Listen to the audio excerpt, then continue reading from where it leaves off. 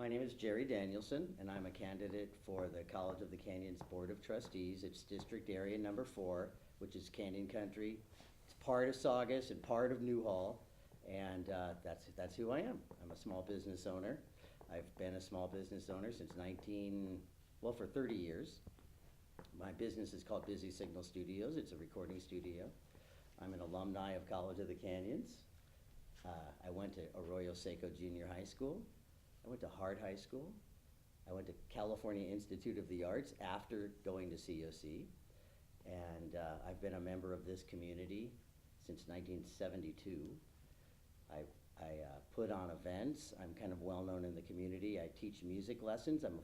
I've been a full-time music teacher, and I've met thousands of people in this community, and I've been encouraged by lots and lots of people to run for this position. Well, we're talking about the Board of Trustees itself. So what does the Board of Trustees do?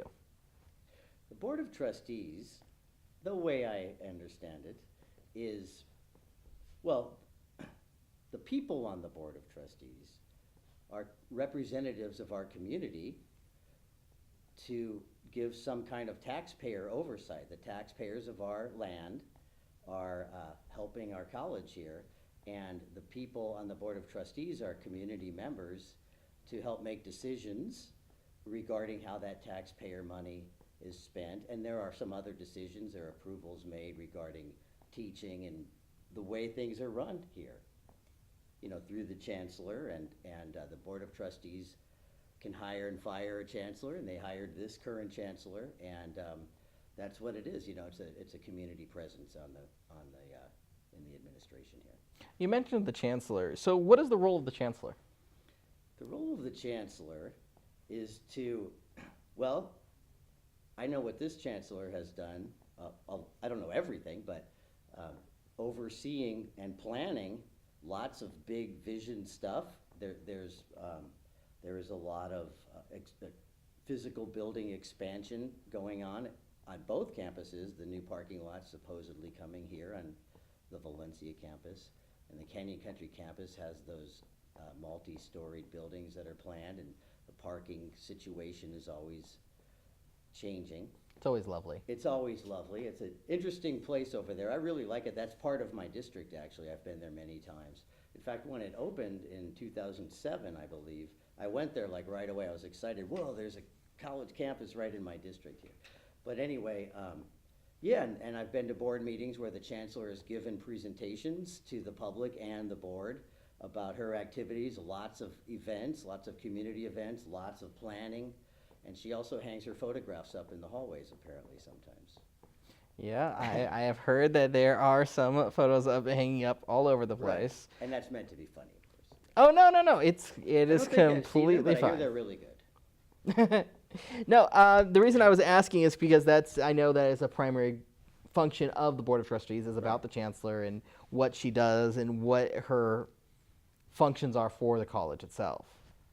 So that's why I brought her up. The thing I wanted to ask about, because we talked about the Canyon Country campus, yes, about the current spending of the school. What do you think of it? The planning that's coming, or the current spending? Overall, like Okay. what is your opinion on it? Because this is going to be a main function of the Board of Trustees is the spending. So what is your opinion on the spending that we're currently having? I'm all for spending the money in ways that helps the students first. For, in my opinion, which seems pretty obvious, but I guess I might as well say it, the college exists for the students. So everything that we do should be student oriented. So for the expansion of the Canyon Country campus is absolutely necessary for the amount of students projected to be going there in the next few years. It's going to double. I've spoken with administration people over there. And the buildings are just too small. There's a lot of, the temporary buildings are okay. I mean, they look fine and everything. Obviously, there's a really tiny library, for instance. There's all kinds of plans to upgrade all that. But that is money well spent. And parking is huge. Like my experience coming here today to park, you know, there's some parking issues that are going on. It's okay, but, you know, improving the parking, so that kind of money. But in addition, I've been to meet and greets here and spoken with students on campus, and what I hear from the students a lot is waiting lists. They're frustrated with waiting lists, and there are, and class availability. Yeah. So, if we all worked together, so a goal of mine, I'm kind of leapfrogging to something else, but this still ties in. It's complete. We're just talking. Right. A goal, would be to work with the board, work with the students, work with the faculty, work with the administration to try to improve that. Because there is, in my opinion, there's like a hidden tuition cost in the sense that if a student plans on coming here for 2 years, 4 semesters to get an associate's degree, that's a launching pad to a major university. Mm-hmm. And that's what I did. Yeah. I relate to that a lot. But you can't get your classes. If you don't thread that needle exactly right, the right classes in the right order at the right time, there might be some, things can fall through the cracks. And I hear the students talking about that. So the hidden tuition cost is, what if you have to go 5 semesters instead of 4 to pick up those extra classes? There's a cost in that because you're paying the extra money. And there's also an opportunity cost, because if you're on a time schedule, like I laid out my life, it's going to be the community, this amount of time for this and this amount of time for that as you're doing your education. So there's an opportunity cost and a financial cost in having waiting lists that are too long. And so if we all work together, even modest improvements would help a lot of people. So you think waiting list is a big hot button issue for this campus? For me, what I'm hearing from the students is that primarily. And so I feel like if I'm elected, I would listen to what the students' needs are, because we're here for them, And obviously, collectively, that's what I'm hearing. An individual student need is a different thing, I think. Well, you mentioned them. How would you solve them then? If we know the issue is waiting lists, how would you go about trying to fix that issue? Well, I think there'd probably be the devil's in the details on that one, I think. So, as a board member, I would read all the essential materials, deliberate with other board members, ask questions about everything. Because I'm still in an educational mode, I've done a lot of research on COC. In fact, I've met with current board members before I decided to even run. Like, what's it like for you to run? What is your workload? And I didn't just jump in completely blind, So I would, deliberate and come to conclusions on a case-by-case basis, but it seems like I'm tying this in with funding, because it seems like it might be a funding issue, and maybe more faculty, or with an expanded campus, more classrooms, more faculty, more classrooms could equal less waiting time for some of these students. Absolutely. If we had the room for more students, I know they'd If love there to was fill 'em room up. for them and a professor in that room to teach that class, the waiting list would diminish. Yeah, I would love to have be able to actually get into the classes I want to get into. Yeah. It'd be great. Right, and that's always an issue in colleges, but I'm hearing that a lot. Yeah. Well, I know that what we're going into now is, because we're talking about the getting new classrooms and things like that, that'd be part of the new bond measure, the measure that's gone Measure through. E. Yeah, Mhm. exactly. Yeah. Measure E has gone through. Yeah. And we have this money that's going to be played out. There's a lot of things going on with it. What do you think of that? Do you think we could spend it responsibly? I think it's an obligation of the board to spend it responsibly. I'm aware of the arguments that were against Measure E, because some people don't want any new taxes no matter what. And we're overtaxed already. In my opinion, one of the best taxes is for education. If you're going to pay for something, pay for education.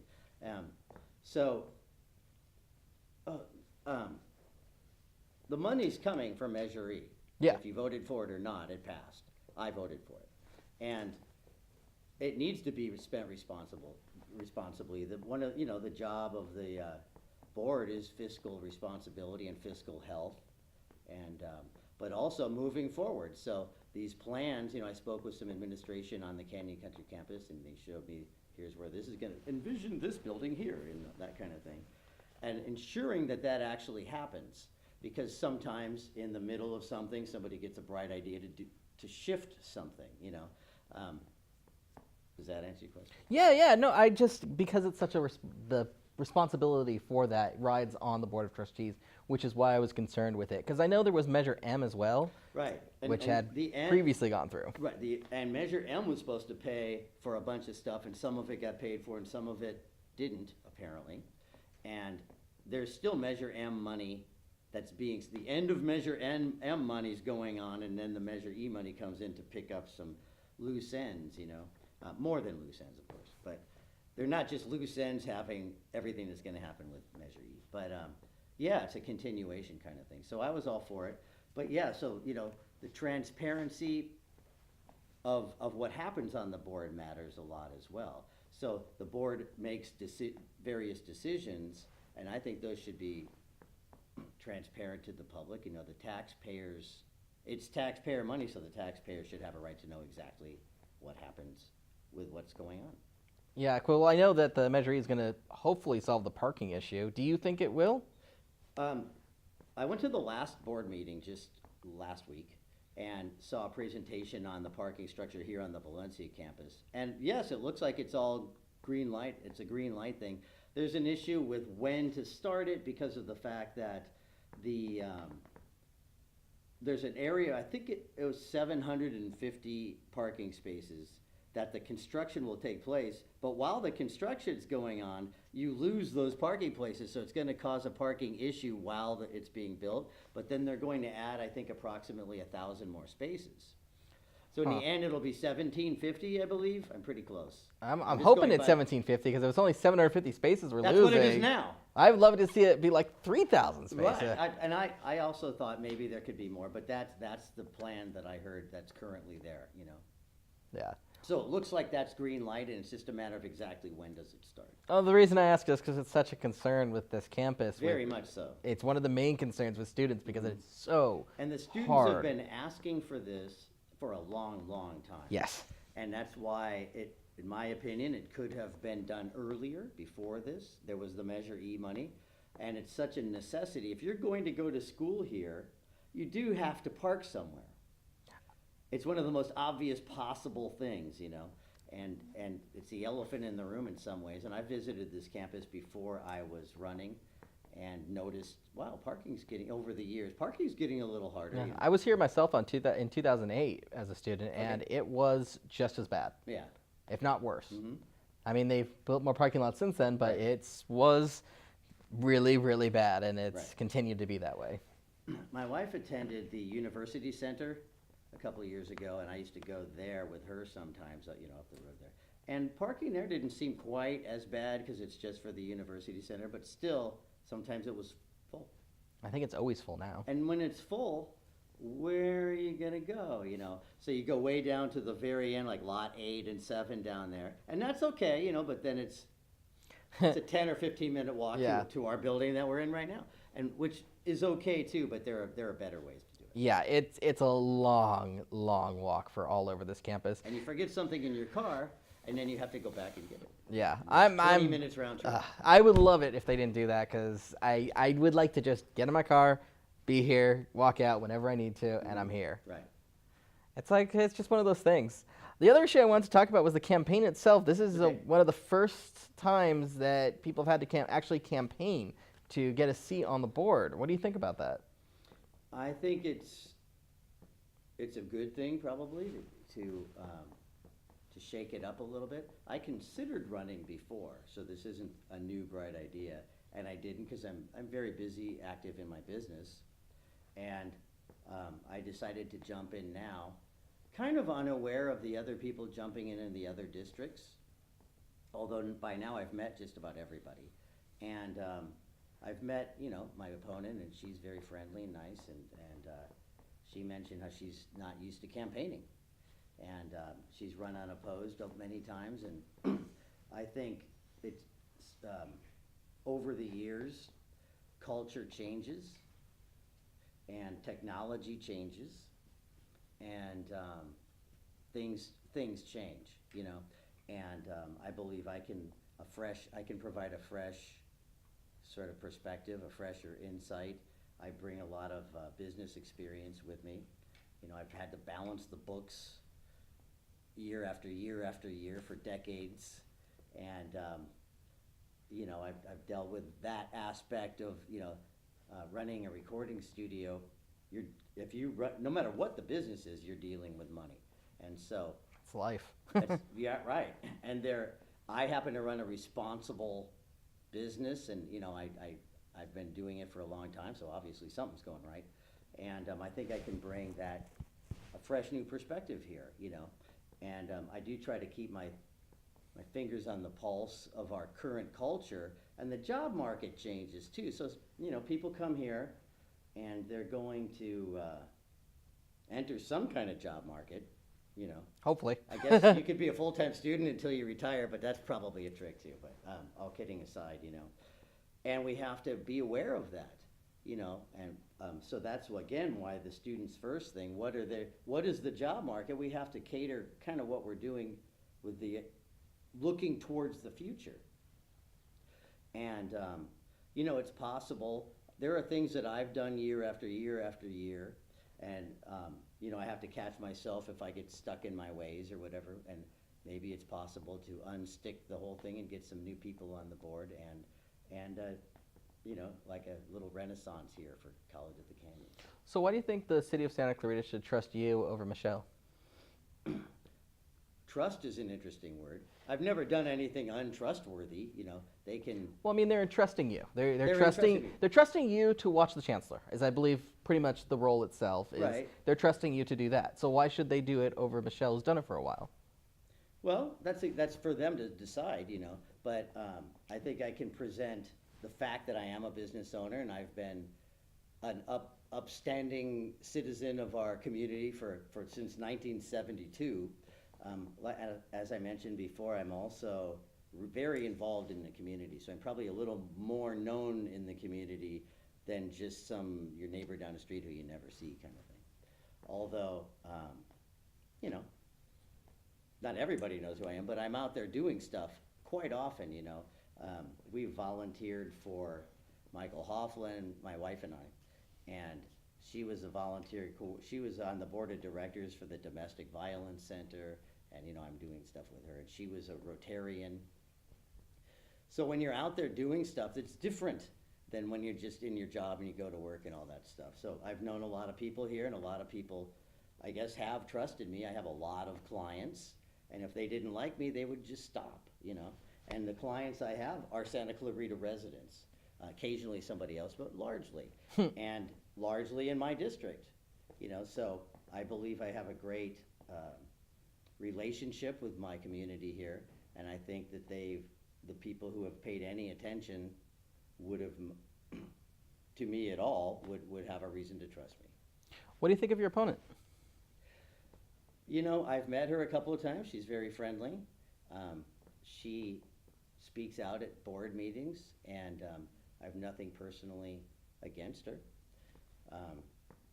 I haven't researched every vote she's ever made on the board for 32 years. Quite a few. There's a lot of time there, and there are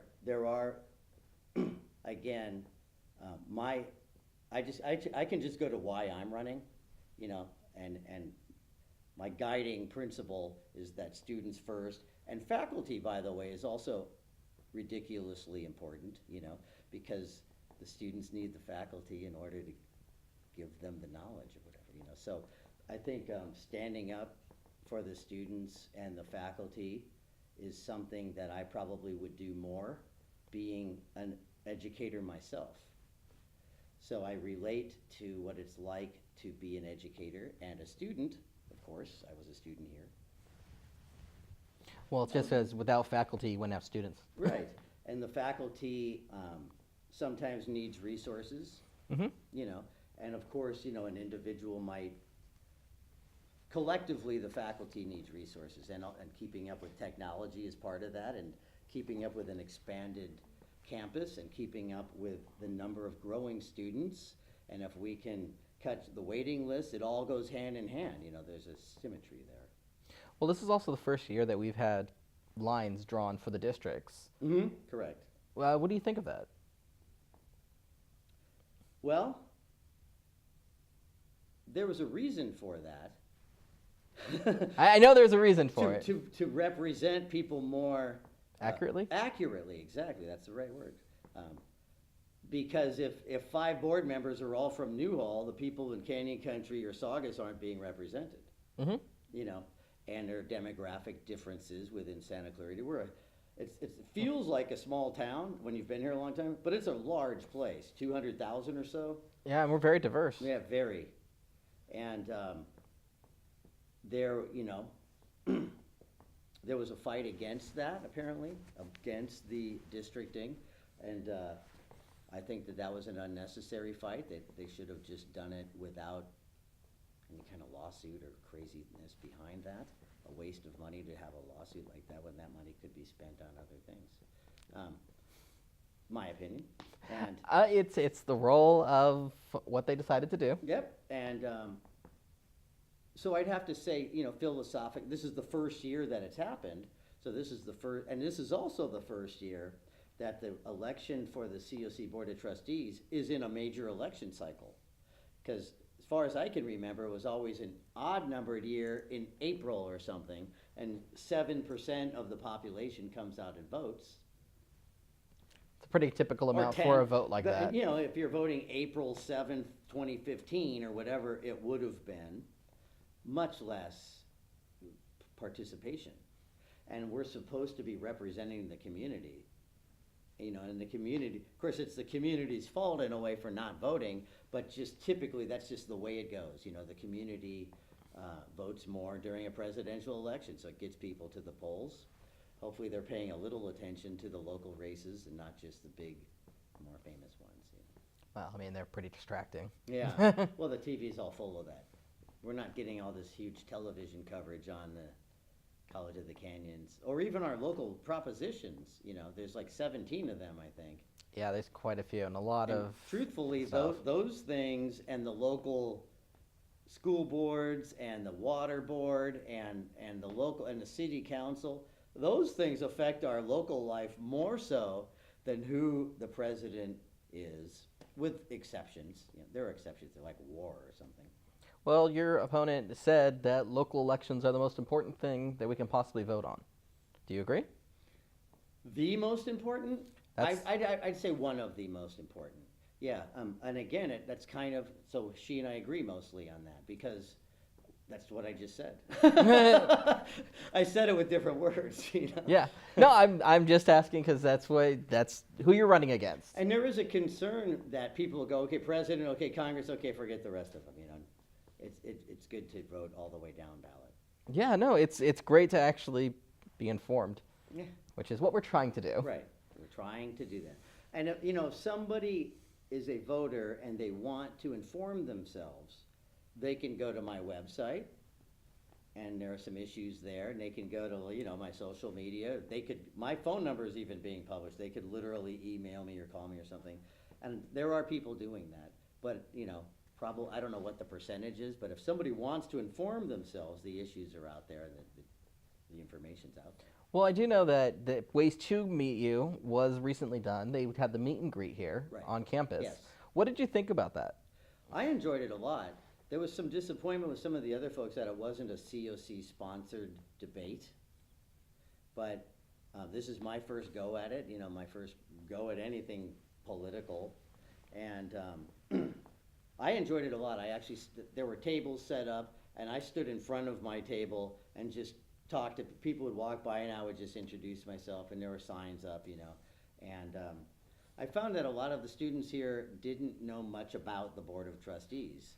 So rather than talk about policy, I kind of ended up having to talk about what the Board of Trustees actually is, to raise awareness of the fact that there is one, and the kind of thing that we do, But it was great to meet the students, and then I asked them what they care about. And it's not, when you start getting a similar answer over a larger sampling, then you realize there are certain things that are common with a lot of the student body. And by the way, there's another meet and greet at the Canyon Country campus next Thursday. Mm-hmm. So I'll be there as well. So they 10 can see you a.m., then. I believe. So then our students can see you then, They which would can be great. come there as well, yes. The other final question I had for you was... The other final one. There's several final questions. I like giving lots of final questions. You can't have the final questions, you have many finals. The fourth final question. Exactly. The other one that I wanted to ask you, though, was where do you think the challenges will be in the next 10 years? Okay, that's a good question, actually. So, the completion of this parking structure and beyond, the Canyon Country campus is less developed than the Valencia campus. That's a nice way of putting it. Yeah, so there are projections for the next 4 years, there are projections how many students, the student population will double, these buildings have to be built. So there are certain things that come up that I can't foresee right now, without a doubt, because nobody can foresee the next 10 years. But those kind of things which are foreseeable can last a long time. I'd like to see the guy who can see 10 years in the future. Yeah. That'd be a really nice guy to know. Usually what happens is that your plan on, it's either gonna be plan A or B or maybe C, and then here comes M. And then you Yeah. I was like, wait a minute, I'm usually on plan Z. you haven't planned on M, but now it's rearing its ugly head, and you have to deal with it. And, you know, it's part of your guiding philosophy or whatever, your vision for the way it should go that would help you make decisions as they come, you know. And my truly final question. Okay. Was there anything else you'd like to add? Well, you know, I am the challenger, and I think that it is a time for change. And so I do ask for the people to trust me, give me a shot. And I don't think I would let them down or make any ridiculous decisions. And I've kind of laid out what my guiding principles would be on, you know, on a case-by-case basis. Things have to be decided, but your attitude towards those decisions and your vision towards what the future should be guides each decision as it's made. So vote for Jerry Danielsen. Well, thank you very much. Thank you too. I really appreciate you coming down here thank tonight. you. I appreciate it. Tonight.